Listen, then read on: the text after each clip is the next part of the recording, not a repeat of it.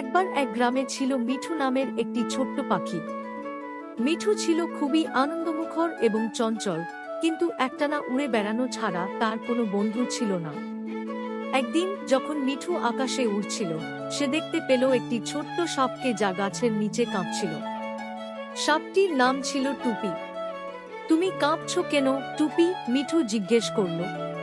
আমি ভয় পাচ্ছি, কারণ আমার চারপাশে কেউ নেই। আমি একা, টুপি উত্তর দিল। মিঠু একটু ভাবল এবং বলল, তুমি একা নও। আমি তোমার বন্ধু হতে চাই। আমি তোমার সাথে খেলতে চাই।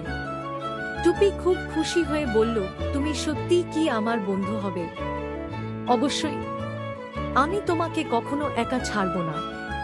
আমরা একসাথে অনেক মজা করব, মিঠু আনন্দিত হয়ে বলল। এরপর মিঠু এবং টুপি একসাথে মজার মজার খেলা খেলতে শুরু করল। তারা গাছের নিচে লুকোচুরি খেলত, ফুলের মধ্যে ঢুকে জড়ো হতো এবং আকাশে উড়ে বেড়াত।